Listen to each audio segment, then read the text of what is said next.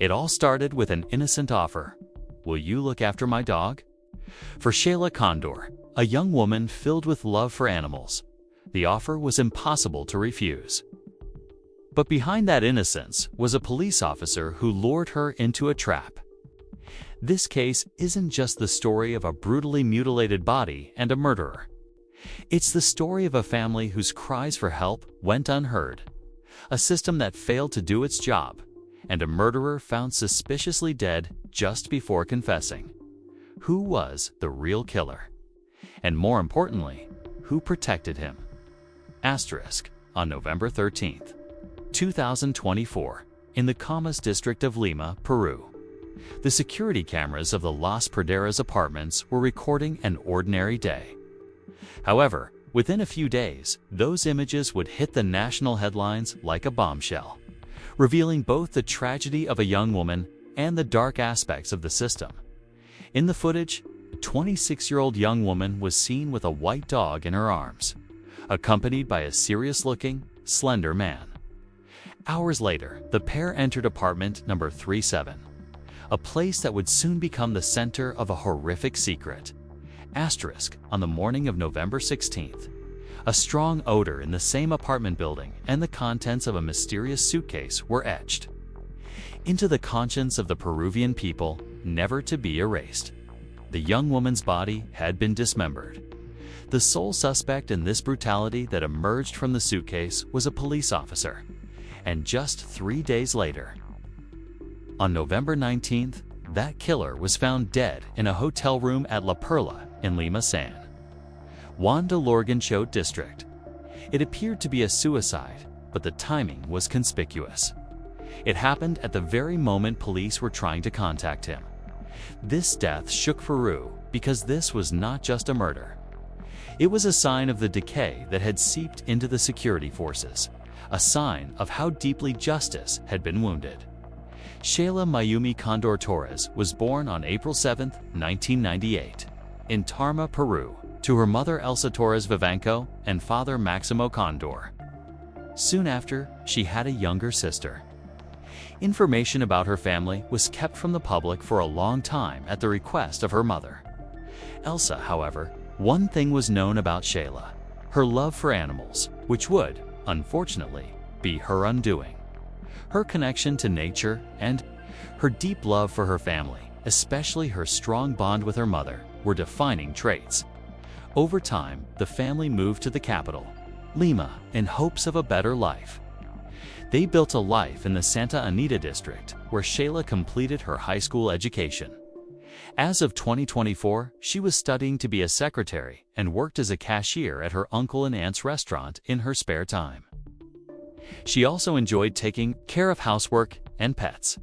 She was a quiet, orderly young woman with plans for the future. On the day of the incident, November 13, 2024, Sheila left her home in Santa Anita in the morning. She was carrying a pink bag and wearing a light blue blouse and jeans. She had told her aunt, "I'll be right back." No one knew where she was going. Normally, she should have been working that day, but she never showed up at her uncle's restaurant. As the day progressed, a sense of unease grew within the family. First her aunt, then her mother Elsa, and other family members tried to reach Sheila. But her phone was unreachable and she wasn't responding to messages. Sheila's sudden disappearance was completely out of character. Panicked, her mother Elsa went to the Santa Anita police station to report her daughter missing. However, the reaction she faced only amplified her helplessness, despite there being a protocol for missing persons. The police officers dismissed her, suggesting Sheila was an adult and had probably run off with her boyfriend. Just wait a bit. Maybe they had a fight. She'd come back, they said, and that was it. But Elsa trusted her instincts. She was sure something had happened to her daughter. When the police showed no interest, she decided to take the investigation into her own hands. At the family's request, a friend of Sheila's accessed her computer. WhatsApp was still open. The last conversation was with a man named Darwin Condori. The chat dated back a few days. The man had asked Sheila to look after his dog, offering payment in return. At first glance, it didn't seem like flirting. It was clear Sheila accepted the invitation because she loved dogs. They had arranged to meet at the Lasaderas apartments in Comas on November 13th. However, as they delved into the details, suspicious aspects became apparent. Sheila wanted to receive the payment via bank transfer, but Darwin insisted on paying in cash. He resisted giving his personal information. Furthermore, the messages showed that Darwin was pressuring her to drink alcohol, and perhaps the most chilling message was one Sheila had written herself. "I'm not getting off the motorcycle. Hurry, I'm scared." This was not just a meeting, it was a premonition of approaching danger. The Condor family began to gather more information about the last person their daughter met. His full name was Darwin Marks Condori, a 25-year-old non-commissioned officer in the Peruvian National Police. He had worked as a plainclothes officer in the Terna unit and fought against drugs and street crime in the Green Team. Armed with this information, the family went back to the Santa Anita police station. But this time, they were met with a different excuse. "Darwin's home is not in our jurisdiction." The family then went to the Santa Luzmila police station in Comas, but they were rejected there as well. The reason this time was, if the girl shows up, the officer could sue you for slander. Moreover, they claimed they didn't even know Darwin at this point. The family requested to view the apartment's security cameras, but they were denied. In the end, the police settled for just a phone call. They contacted someone at Darwin's home and asked if they had any information about Sheila. Then, without taking any further action, they closed the case. November 15th. There was no turning back now. On Friday morning, after days of struggle, Elsa Torres finally managed to file an official report at the Santa Luzmila police station. She told them her daughter still hadn't returned and there was no trace of her. That day, for the first time, the police took action. Darwin Marks Condori was contacted. Darwin admitted to meeting with Sheila. However, his statement was clear. "She left my house of her own free will on Wednesday afternoon." But the feeling gnawing at Elsa's gut did not subside with these words. And the next morning, suspicion would give way to fear, and fear to an unspeakable tragedy. On Saturday morning, residents of the Las Praderas complex called the police due to a sharp, suffocating smell emanating from one of the apartments. The responding officers also notified Elsa. They opened the door to apartment 37 with the police. And in that moment, time stood still. There was a small suitcase in the corner of the room. The police slowly lifted the lid, and a dead silence rose. From within, Sheila's dismembered body was inside that suitcase. It was hard to even recognize her, but a mother knows her child in any state. Elsa understood just by looking. And in that moment, her scream echoed off the stone walls of the building. You had the messages. If they had just gone in that day, just that day, maybe my daughter would still be alive. Her voice trembled, tears silently streaming down her cheeks. "I begged you, but you didn't listen to me." In that moment, Elsa had lost not only her daughter, but also her faith in the states. Justice. These words, torn from a mother's heart, showed everyone the depth of her pain. Struck by the gravity of the situation, the police could no longer back down. An investigation was launched. They looked into who Darwin had brought to his home after Sheila's disappearance on November 13th and discovered a surprising piece of information. A party had been held in the same apartment on the night of Friday, November 15th. Statements were taken. 6 people were detained, 1 tenant and 5 male students from the Peruvian Naval Technical Institute. In their interrogations, they said, "We didn't notice anything out of the ordinary." However, the tenant's statement was noteworthy. He said there were sometimes strange smells in Darwin's home, which he had attributed to spoiled food. After the statements, the suspects were released due to lack of evidence. There was no proof, only gaps. On the day Sheila's body was found, November 16th, the chief of the Santa Luzmila police station, Commissioner Ronald Canez, was called in for a statement. The commissioner said he had never met Darwin that day. The other police officers gave the same statement. However, these were the same officers who had turned away Elsa's reports twice and said, "Your daughter left of her own free will." And now, Sheila's body was right under their noses. The justice system was rotting in its own shadow. As the investigation deepened, Darwin's past slowly began to come to light. And this past was a door that opened into the dark memories of not one, but many young women. In January 2023, 3 young women filed a complaint alleging they were drugged and sexually assaulted by Darwin and 2 other police officers. The statements in the case file from that night were horrifying. On January 28th, 3 female friends went to Darwin's home. Only one of them knew him. At the house, along with Darwin, were 2 other non-commissioned officers, Jerry Albornoz and Johnny Ellis. At first, it was a few drinks. Then, when one young woman felt unwell, she went to a room alone at Darwin's suggestion. As the hours passed, the other girls wanted to leave, but one was pressured. "You're being boring. Come on, have one more drink." That drink took the young woman's consciousness. They woke up in the early morning, but nothing was the same. When 2 of the young women woke up, they realized something was wrong.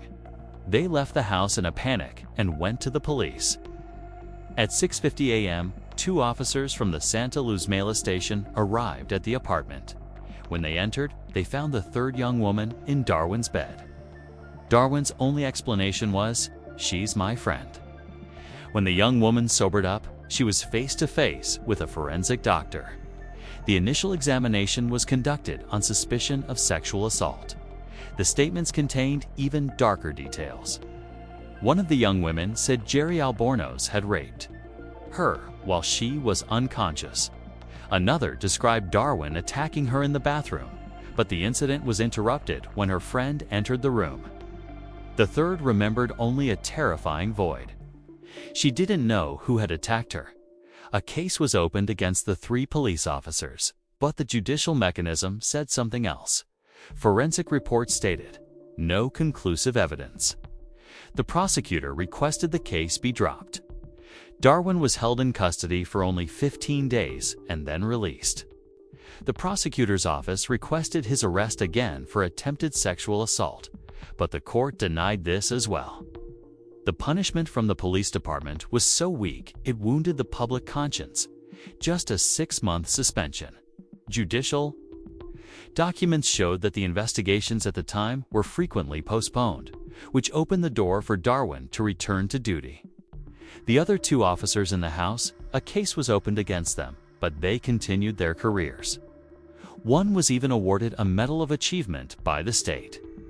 A year later, confessions that came after Sheila's murder, when the brutal killing of Sheila Condor hit the press. The 3 young women who had filed a complaint against Darwin in January 2023 came forward again. They said justice was never served for them. They revealed that the prosecutor had last told them the case could be closed due to lack of evidence. One of them said in front of the cameras, "We were lucky. Otherwise, what happened to Sheila could have happened to us." And then came a confession from another woman. Initially, everything seemed simple. Darwin had invited her to the beach, but when they met, the plan changed. He convinced me to go to his house. What followed was a familiar scenario. Just like with past victims, he gave her a drink he had prepared himself at his home. The young woman soon lost consciousness. When she woke up, she was in the officer's bed. She had no clothes on. When she went to the bathroom, she found her clothes on the floor. Her body ached, her mind was a mess. She left there, barely able to walk, but she gathered all her strength and made it home. Some neighbors noticed her and helped. She spent that day with headaches, nausea, and pain in her body. But she didn't report it anywhere because she was ashamed. silenced. And just like the other women, her story remained in the dark, until Sheila's death shook the country. Now, she. To wanted Darwin to be punished, it was planned. All the steps were prepared in advance.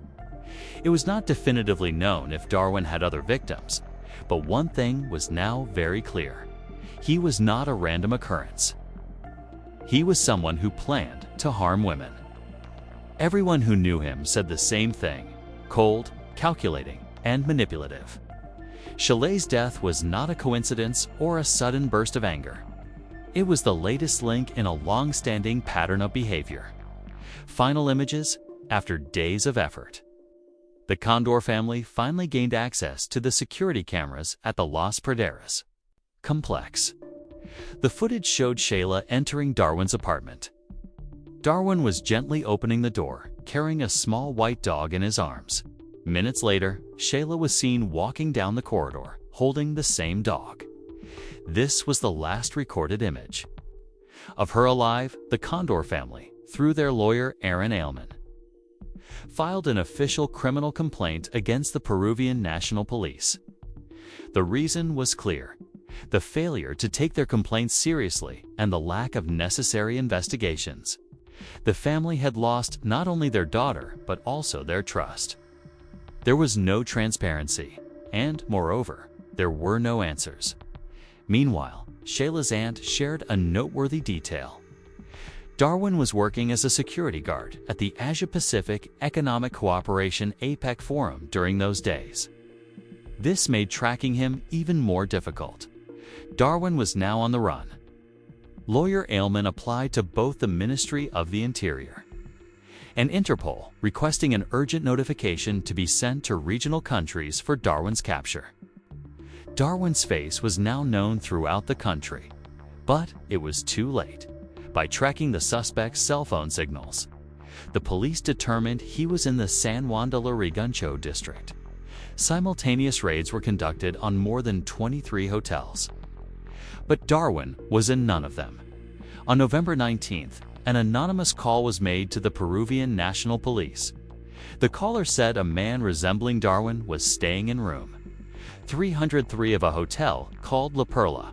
The police went to the hotel. When they opened the door, they were met with Darwin's lifeless body, a rope tied to the TV stand, a deep cut on his wrist. His ID badge and a letter were on the nightstand, but his gun was missing, and the content of the letter was not disclosed to the public. On the same day, Sheila Condor was laid to rest in the Vasawasi district of the Junin region. However, hours later, social media was shaken. A video taken by the police who found Darwin's lifeless body had been leaked. The former president of the Council of Ministers, Ana Jara, expressed the first suspicion after watching the video. Darwin's body had stiffened with rigor mortis, indicating he had been dead for hours. According to Jara, he shouldn't have been taken to a hospital, but the police had intervened, suggesting he might still be alive. Many people did not believe this explanation. According to experts, the crime scene had been clearly tampered with. The protocol was clear: nothing should have been touched until the forensic expert and the on-duty prosecutor arrived. This situation raised other questions. Even the head of the Homicide Investigation Division, Colonel Ricardo Espinoza, admitted that the police officer's intervention was against protocol. The first thing an officer should do is determine if the body is actually dead. But in this case, the distance between where Darwin was found and the point of hanging was very small.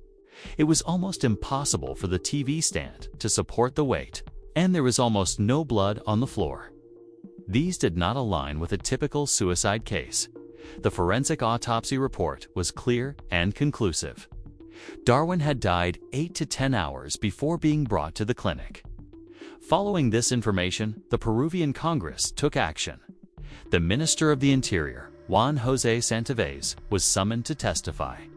The minister admitted that the police officers involved in the case might have committed a breach of duty, and the public focused on a single question: was Darwin silenced? Asterisk: under public pressure, Minister of the Interior Santovise finally spoke. He announced that he had ordered an investigation into how Darwin Condor was still on duty despite having 3 different sexual assault complaints against him in the past. However, in the same sentence, the minister also claimed that a smear campaign was being conducted against the Peruvian National Police. These statements divided the country. Peru's former women's minister, Gloria Montenegro, spoke much more directly. Peru has become a state that perpetrates violence against women. Darwin was wanted by the entire country. His face was on every television channel, every social media platform. But still, no one could explain how he was able to check into a hotel. If he didn't use his real identity, then who gave the hotel his ID? If he did use it, why did no one call the police? The Condor family requested a DNA test and a facial viewing to confirm that the body truly belonged to Darwin. On November 23rd, as part of the International Day for the Elimination of Violence Against Women, marches were held throughout Peru. Sheila's name echoed in the streets, but the main target was the Peruvian police. Minister of the Interior Santovise announced that there would be no official ceremony for the killer officer. Furthermore, he stated that any police officer attending the funeral would be dismissed. Darwin's funeral took place days later, quietly, in a private cemetery in Huancayo. The Santa Anita and Santa Luzmila police stations, which had ignored Sheila's disappearance on November 13th, were placed under investigation by the Chief Prosecutor's Office. The next day, Prosecutor Alejandro Pina Leon Castro formally initiated the judicial process. The personnel files of the officers on duty at the time were requested. On November 24th, Santovise appeared on television and admitted guilt. Sheila's missing person report had not been processed correctly. He said that together with the Ministry of Women, training had been initiated for police officers to be more sensitive to such cases. But Sheila's family did not believe these statements. On November 26, Sheila's aunt stood before the cameras. The Ministry of Women did not call us for a week. The family had not received psychological support. Elsa specifically requested professional help for her younger daughter. At the same time, another claim was circulating. Darwin's death was not a suicide, but a murder. According to Mother Elsa, Darwin had been silenced. Security camera footage showed 2 other men and 2 women besides him at the hotel. In December 2024, 3 separate prosecutors' units became involved in the case. Now, not only Sheila's murder was being tried, but also the system that turned a deaf ear to her family who was asking for help. Lawyer Santo announced they plan to take the case to the Inter-American Commission on Human Rights. This was no longer an individual fight for justice. It was becoming an international case questioning the responsibility of the Peruvian state. Why was the evidence collected so late? It took a full 72 hours to conduct a luminol test in the apartment where Darwin died. This is more than enough time for forensic evidence to disappear. According to lawyer Santo, Darwin's escape to the La Perla Hotel was also deliberately facilitated because he was given a head start by a call from a high-ranking police officer. Meanwhile, thousands of people were on the streets in comas. Women's organizations stated clearly on social media, "We are afraid of the Peruvian police." Gloria Montenegro was even harsher. The police have become an institution that re-traumatizes women instead of protecting them. The case became so complex that rumors of organ trafficking began to circulate. However, according to the official autopsy report released on December 6th, all of Sheila's organs were in place. The possibility of organ trafficking was thus eliminated. But still, the cause of death could not be determined because the body was dismembered. The family was only informed after the information was shared with the press. The Condor family first learned the autopsy results from television, and then they were officially informed.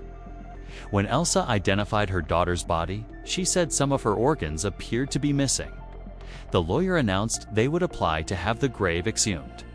Their goal was clear: to reach the truth no matter the cost. Who protected Darwin? Santo re-emphasized that Darwin did not commit suicide. This was a murder that was intended to be covered up, and Darwin could have been killed to be silenced. On January 25th, a video that surfaced in the media changed the whole picture. There was security camera footage of Darwin entering the Santa Luzmila police station on the day Sheila disappeared. This proved that the police who claimed they didn't know Darwin were actually lying and protecting him. This case is currently being conducted under 3 headings. First, the murder of Sheila Condor. Second, the police's dereliction of duty. And third, the suspicious death of Darwin Condori. The police officers who found Darwin's body are being investigated for evidence tampering, dereliction of duty, and abuse of authority. The prosecutor who released the 6 suspects found in the house on November 15th is also under review. Each is accused of withholding confidential information.